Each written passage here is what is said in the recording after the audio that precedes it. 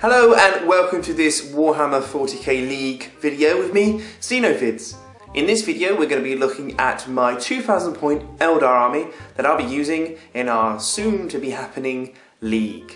So here is my 2000 point Eldar army ready for our Battle League happening in just a few weeks. I'm going to go through each of the units in their force organisation slot and talk about the tactics I'm going to be using in each of my battles. I've got a varied list of combination of wave serpents and a lot of troops choices in my army. So these are my choices for my HQ. My warlord is going to be the Avatar of Cain, and I'm going to have a warlock on a jet bike, which will then be attached to a squadron of jet bikes. Now, I'm going to be using my Forge World Avatar model. That's how I've painted him up in a molten fire team with some lava on his base. Now, I have to admit about this model, it is beautiful and extremely detailed. Really fun to paint. However, there are two models for the Avatar of Cain. One is him holding a sword and the other is him holding a spear. Now in my pack I received the legs from the one holding the spear and the upper body and arms from the one with the sword. So I had to kind of put them together like so, and I think it actually looks quite good with him walking forward saying to his opponent, "Bring it on, I'm going to slash you up with my molten fire sword." So he is going to be upgraded with fast shot, which means his melter shot is going to have 2 shots instead of 1. And he is going to be there as a monstrous creature walking up the field and causing some distraction and hopefully killing a lot of units. The second HQ unit I'm going to use is my warlock, who is at the moment surfing on his jet bike as if he's doing some psychic power onto someone very close to him. He is going to be there to join a jet bike unit, and depending on what runes of battle psychic power he rolls, he will then take that role with the jet bikes, eventually detaching from the jet bikes and leaving them to capture an objective near the end.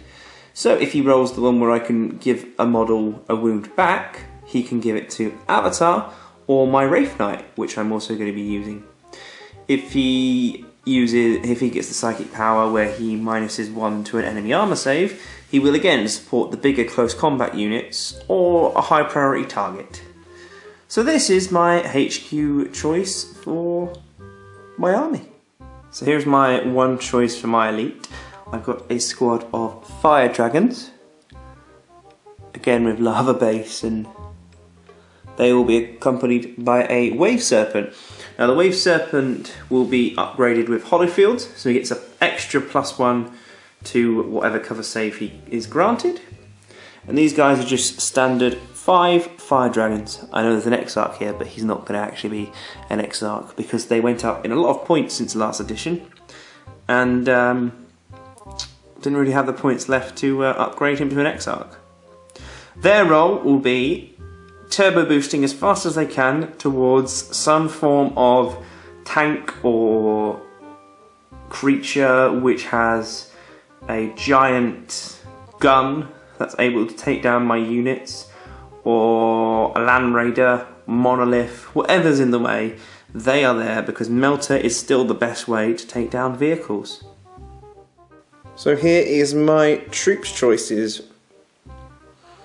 I'm going to have a 10-man squad of Guardians with an Eldar missile launcher platform.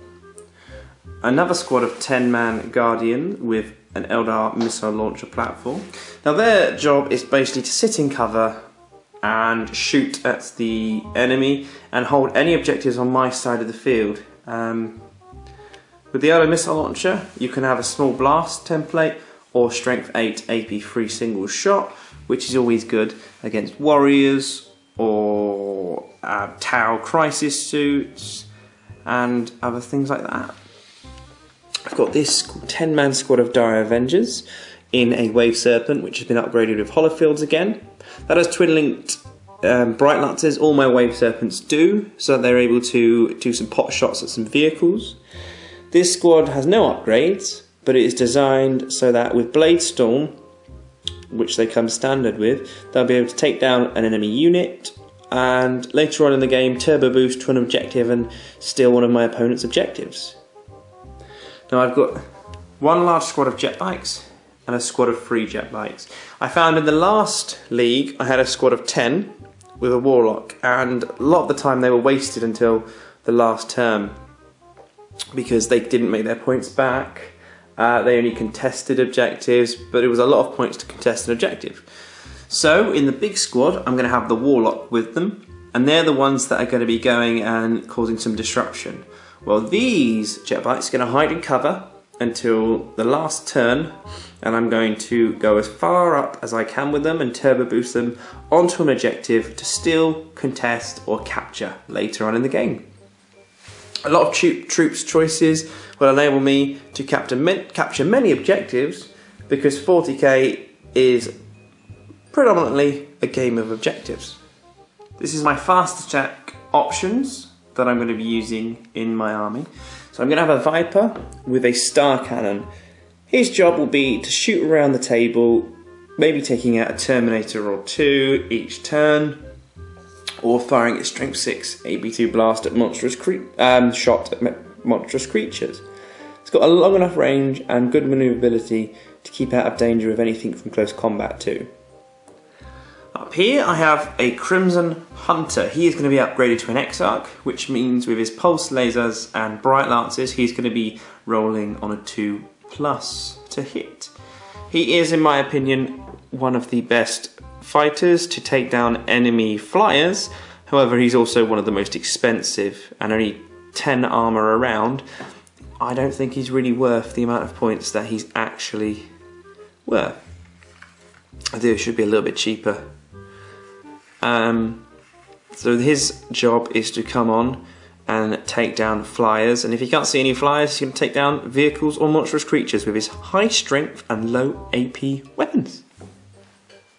Finish it off, here are my heavy selections. So I've got a Fire Prism, which has been upgraded with holofields, so that when he does move, it will have an extra +1 to its cover save, and its weapon is amazing, enabling it to do a lance shot, a large blast shot, and a small blast shot, all from around AP3 upwards, so killing most things. I've then got a unit of Dark Reapers, still brilliant in this edition, and they are, in my opinion, the best thing to take down anything from a marine armour downwards. So it can take down tactical marines, assault marines, Necron warriors, fire warriors. I think they're the best ones out there. Put them in cover and just have them shoot all game. So here we have my Wraith Knight. It's got scatter lasers and a sun cannon and a shield. Have a look at it. He's killed these space marines recently.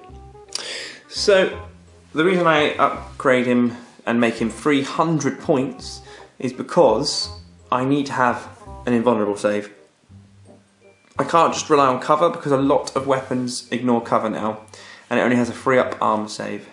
Toughness 8 though is absolutely brilliant. Right. The sun cannon mixed with the scatter laser enables him to have twin linked on his sun cannon, which is strength 6 AP2 small blast, which I found quite devastating. Every game I've run the Wraith Knight, it has destroyed everything and always won its points back. So that concludes my heavy support choice. Thank you very much for watching. Please subscribe, like, comment and share my video. That is my Eldar army locked in place for this tournament.